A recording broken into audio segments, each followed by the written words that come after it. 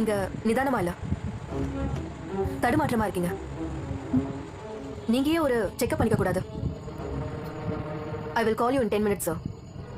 Okay.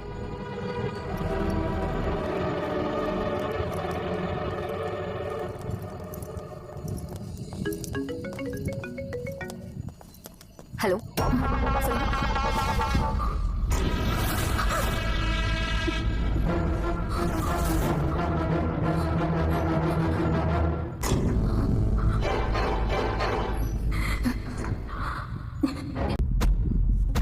இன்னைக்கு ஏதாவது அமானுஷ உருவங்களை பாத்தீங்களா?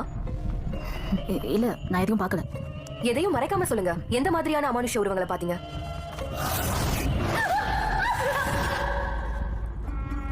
ஆல்ரைட், ஒரு சின்ன டெஸ்ட்.